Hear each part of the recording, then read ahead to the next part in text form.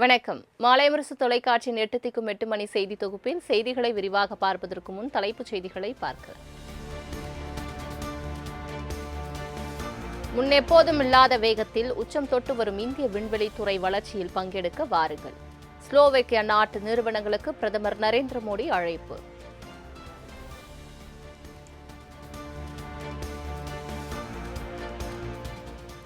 India ஐரோப்பிய ஒன்றியத்துடனான தடையற்ற வர்த்தக ஒப்பந்தத்தை விரைவுபடுத்த தேவையான நடவடிக்கைகள் மேற்கொள்ளப்படும்.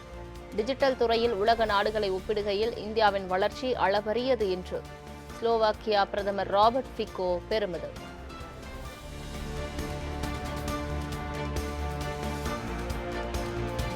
இந்தியா ஸ்லோவாக்கியா இடையே முக்கிய ஒப்பந்தங்கள் கையெழுத்து. பாதுகாப்பு, டிஜிட்டல் தொழில்நுட்பம் உள்ளிட்ட பல்வேறு துறைகளில் ஒத்துழைப்பை விரிவுபடுத்தும் நோக்கில் கையெழுத்திட்ட இந்தியா ஸ்லோவாக்கியா.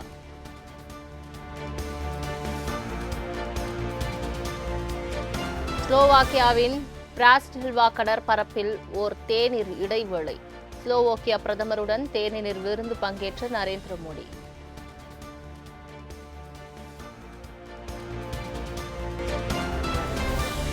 தமிழகத்தின் சட்டம் ஒழுங்கை கண்டித்து வரும் 18ஆம் தேதி பாஜக சார்பில் ஆர்ப்பாட்டம். பாஜக மாநில தலைவர் நயினார் நாகேந்திரன் அறிவிப்பு. 18ஆம் தேதி பாரதிய ஜனதா கட்சியினுடைய சார்பிலே சென்னையிலே இதை கண்டித்து மாபெரும் ஆர்ப்பாட்டம் நடைபெறும். இது மாதிரி விஷயங்களை லேசாக விட்டுவிடக்கூடாது. இந்த ஆட்சி ஒரு விஷ கிருமி. இந்த முதலமைச்சர் முதுகெலும்பில்லாத முதலமைச்சர். சட்டத்தை கையில் எடுத்து சட்டத்தை பாதுகாக்க தவறிய முதலமைச்சர் உடனடியாக ராஜினாமா பண்ண.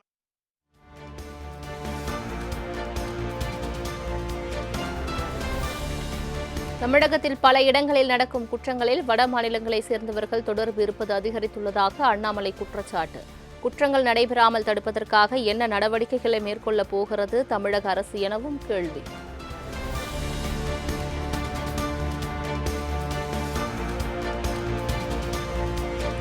கும்மிடிப்பூண்டியில் 3 வயது பச்சிளம் குழந்தை பாலியல் கொலை செய்யப்பட்ட சம்பவத்திற்கு சீமான் கடும் கண்டனம். என்ன செய்கிறது சிங்கப்பெண் காவல் படை? திரைப்பாடலுக்கு இசை வாசித்துக் கொண்டிருக்கிறதா தமிழ்நாடு காவல்துறை என சரமாரி கேள்வி.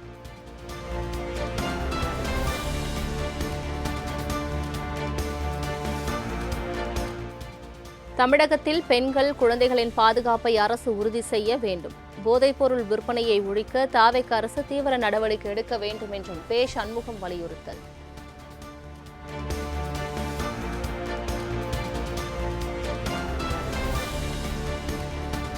பாலியல் குற்றங்களில் ஈடுபடுவோரை சமரசமின்றி சட்டத்தின் முன் நிறுத்தி தண்டிக்க வேண்டும். தாவேக அரசுக்கு சிபிஐ மாநில செயலாளர் வீரபாண்டியன் வலியுறுத்தல். சிறு குழந்தைகள் மீது நடத்தப்படுகிற பாலியல் தாக்குதலை அரசு கடும் நடவடிக்கைகளை மேற்கொண்டு தடுப்பதற்கான முயற்சிகளை மேற்கொள்ள வேண்டும். அதில் சமரசம் கூடாது. அவ்வாறுதான் தமிழக முதல்வரும் அறிவித்திருக்கிறார். காவல்துறை முடுக்கிவிடப்பட வேண்டும்.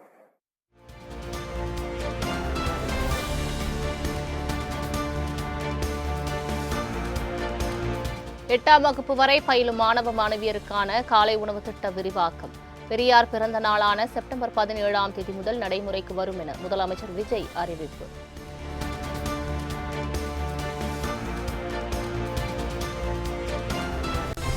சென்னை பெருநகர பகுதியில் உயர் அடுக்குமாடி கட்டிடங்களின் அனுமதியை சிஎம்டிஏவே வழங்கலாம். பலகட்ட அனுமதியை பெறும் நடைமுறையை மாற்றியமைத்து தமிழ்நாடு அரசு அறிவிப்பு.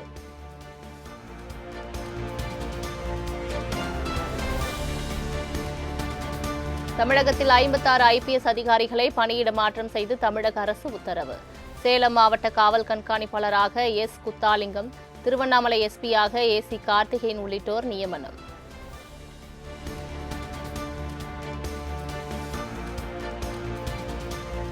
சட்டமன்ற உறுப்பினர்களுக்கான புத்தாக்க பயிற்சியை இன்று தொடங்கி வைக்கிறார் முதலமைச்சர் விஜய்.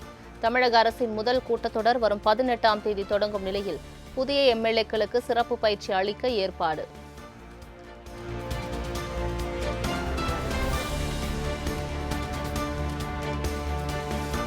இந்தியா கூட்டணியிலிருந்து விலகுவதாக திமுக சொல்லவில்லை. இந்தியா கூட்டணி கூட்டத்தில் பங்கேற்காதது வேறு, விலகுவது வேறு என காங்கிரஸ் MP ப. சிதம்பரம் கருத்து. இந்தியா கூட்டணியை விட்டு விலகுவதாக திமுக சொல்லலையே. கூட்டத்தை கூட்டத்தில் பங்கேற்கவில்லை என்பது வேறு, இந்தியா கூட்டணியிலிருந்து விலகிறேன்னு வேறு.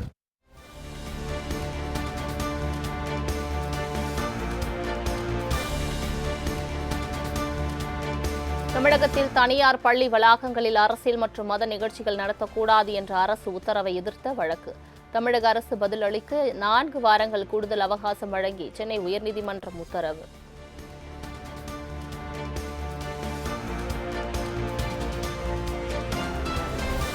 திருப்பத்தூர் தொகுதி தாவேக வேட்பாளர் சீனிவாச சேதுபதி 1 வாக்கு வித்தியாசத்தில் வெற்றி பெற்ற விவகாரம். மறு வாக்கு எண்ணிக்கை நடத்த கோரி திமுக வேட்பாளர் பெரிய கருப்பன் சென்னை உயர்நீதிமன்றத்தில் மனு தாக்கல்.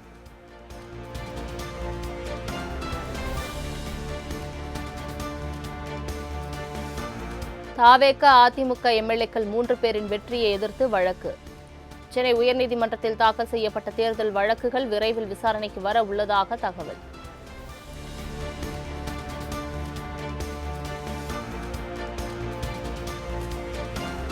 கூட்டுறவு வங்கிகளில் விவசாயிகள் பெற்ற பயிர்க்கடன்களை முழுமையாக ரத்து செய்ய வலியுறுத்தல்.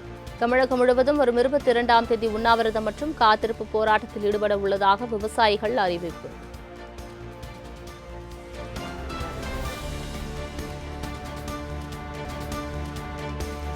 பத்தாம் வகுப்பு விடைத்தாள் நகல்களை இன்று முதல் பதிவிறக்கம் செய்யலாம். வரும் 17ஆம் தேதி முதல் 23ஆம் தேதி வரை மறுகூட்டல் மறுமதிப்பீடு கேட்டு விண்ணப்பிக்கலாம் எனவும் தமிழ்நாடு அரசு தேர்வுகள் இயக்ககம் அறிவிப்பு.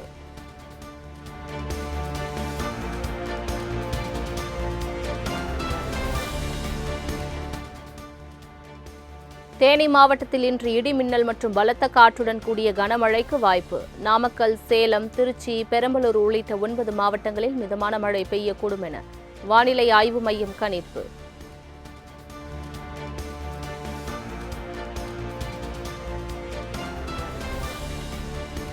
ராமநாதபுரம், மதுரை, சிவகங்கை ஆகிய 3 மாவட்டங்களில் நாளை மற்றும் நாளை மறுதினம் கனமழை பெய்யும். வரும் 19ஆம் தேதி முதல் 21ஆம் தேதி வரை தமிழகத்தில் பல்வேறு பகுதியில் மிதமான மழை நீடிக்கும் என அறிவிப்பு.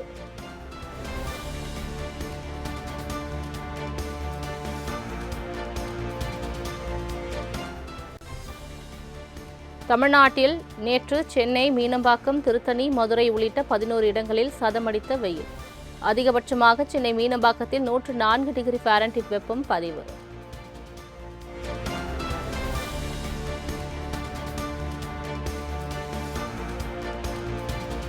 நாட்டில் பெட்ரோல், டீசல் மற்றும் எரிவாயு சிலிண்டர் விநியோகத்தில் எந்த பாதிப்பும் இல்லை. உற்பத்தி மற்றும் கையிருப்பு போதுமான அளவில் உள்ளதாகவும் மத்திய பெட்ரோலியத்துறை இணைச் செயலாளர் சுஜாதா சர்மா தகவல்.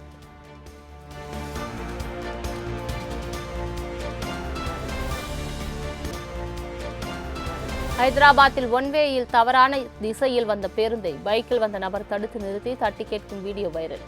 பேருந்துக்கு முன்பாக தனது பைக்கை நிறுத்தி ஓட்டுநர் மீண்டும் சரியான பாதைக்கு திரும்பும் வரை நகர மறுப்பு. உத்தரப்பிரதேசத்தில் கூகுள் மேப் பயன்படுத்தி சென்றபோது கழிவுநீர் கால்வாயில் சிக்கிய காருக்குள் சிக்கிய 5 பேரை 2 மணி நேர போராட்டத்திற்கு பின் பத்திரமாக மீட்ட தீயணைப்புத் துறையினர்.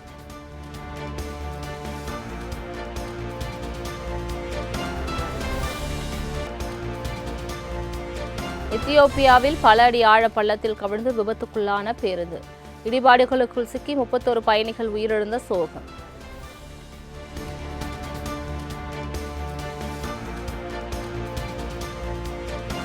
ஃபிஃபா உலகக்கோப்பை கால்பந்து தொடரில் ஸ்பெயின், கேப் வெர்டே அணிகளுக்கு இடையிலான ஆட்டம் டிரா. இரு அணிகளுக்கும் தலா 1 புள்ளிகள் பகிர்ந்தளிப்பு.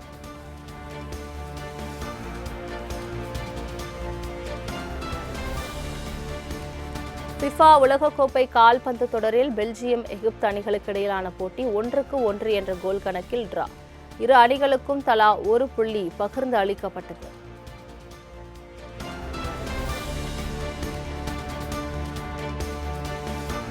ஃபிஃபா உலகக்கோப்பை தொடரில் நாளை நள்ளிரவு நடைபெறும் ஆட்டத்தில் பிரான்ஸ், செனகல் அணிகள் மோதல். அதிகாலை 3:30 மணிக்கு நடைபெறும் ஆட்டத்தில் ஈராக் அணிகள் பலப்பரீட்சை.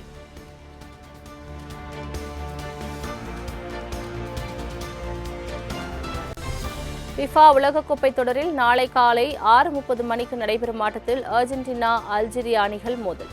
காலை 9:30 மணிக்கு ஆஸ்திரியா, ஜோர்டான், காலை 10:30 மணிக்கு போர்ச்சுகல், காங்கோ அணிகள் பலப்பரீட்சை.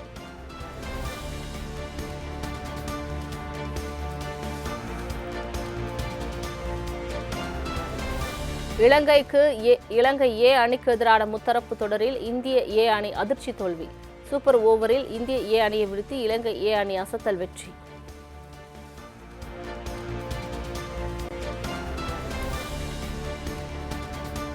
நோபால் சர்ச்சையால் மைதானத்தில் இலங்கை வீரர்களுடன் ஆவேசமாக பேசி வாக்குவாதத்தில் ஈடுபட்ட இந்திய வீரர் வைபவ் சூரியவன்ஷி ஆவேசமாக இலங்கை வீரர்களை நோக்கி செல்லும் வீடியோ வைரல்.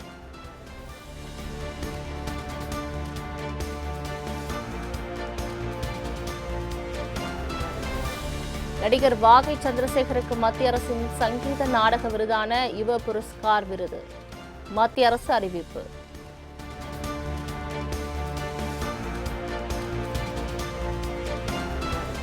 முதலமைச்சர் விஜயை நேரில் சந்தித்து வாழ்த்து தெரிவித்த நடிகர்கள் சிலம்பரசன் மற்றும் ஷியாம். விஜயை குடும்பத்தினருடன் சந்தித்த நடிகை சிம்ரன்.